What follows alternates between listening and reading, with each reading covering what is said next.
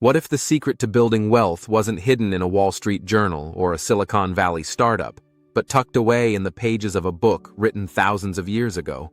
Long before stock markets and crypto, the wealthiest people in history, kings, traders, shepherds turned rulers, amassed fortunes not just through chance, but by mastering divine principles still potent today. These aren't fairy tales. These are timeless truths wrapped in scripture, waiting to be unlocked.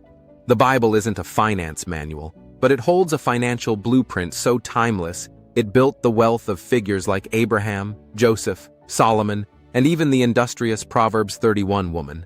Their prosperity wasn't accidental. It was strategic, spiritual, and stunningly practical. Abraham didn't just stumble into wealth. Genesis says he became very wealthy in livestock and in silver and gold. Genesis 13, verse 2.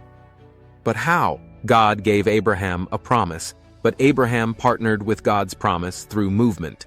He left comfort zones, walked by faith, and negotiated wisely. His wealth grew through land deals, livestock management, and alliances with other rulers. The principle? Wealth flows where faith meets action. Too many today wait for the right time to launch the business, write the book, or invest. Abraham didn't wait for ideal circumstances. He moved when all he had was a word. In modern terms, that looks like starting the business before the website is perfect, pitching the client before the product is fully built, trusting God while building what's in your hands. Then there's Joseph, the ultimate strategist.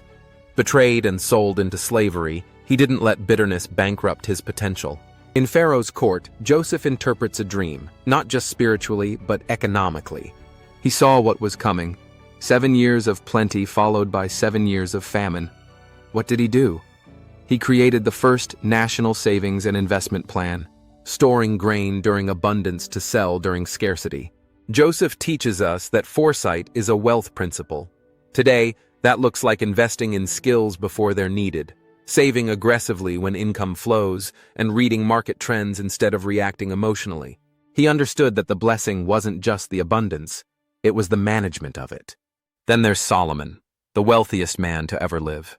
His wealth wasn't just from gold, it was from wisdom. He prayed not for riches but for understanding.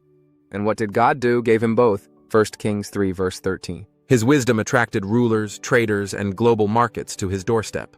He wrote extensively about money, warning against laziness, debt, and pride, while praising diligence, generosity, and humility. Solomon built multiple income streams: taxes, international trade, agriculture, and construction.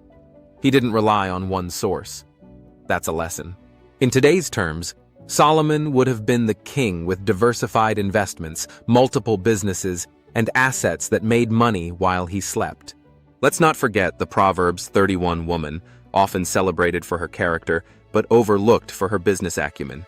She traded fine goods, negotiated real estate, and ran a textile business from home. She sees that her trading is profitable, says Proverbs 31 verse 18. She's the original e-commerce entrepreneur, creating, marketing, and selling with excellence. She wasn't just helping out at home. She was multiplying income streams and planning for the future. And here lies a hidden truth. The Bible never glorifies poverty as holiness. It warns against greed, yes, but it celebrates stewardship, multiplication, and kingdom-minded generosity. In fact, one of Jesus' most powerful parables, the parable of the talents, Matthew 25 verse 14 to 30, centers around investment. The servants weren't praised for preserving what they were given, they were rewarded for multiplying it. The one who buried his talent out of fear lost everything. Fear is expensive, but faith-filled action is profitable. So what's the modern-day application? It starts with vision. What do you see that others don't? Joseph saw famine. Solomon saw opportunity. The Proverbs 31 woman saw a need in the market. Abraham saw a future generation. Vision is currency. Then comes faith and movement. You must step out before the road is fully lit. God's provision often meets you on the path, not at the start. Next is wisdom, acquiring it, applying it, and walking with those who carry it. Solomon built wealth on wisdom and partnerships. Don't build alone. Finally, stewardship. God multiplies what we manage well. Whether it's your time, your $500 paycheck, Or your million-dollar idea, if you steward it like it's sacred, he breathes on it. The Bible's wealthiest figures weren't chasing money. They were building purpose, managing well, and aligning with divine timing. Their legacy? Prosperity that outlived them. You don't need to compromise your values to build wealth. In fact, the Bible shows that the most enduring riches are built when faith, wisdom, and strategy walk together. It's not just biblical, it's wildly practical. It's a divine invitation to build wealth God's way, and it still works.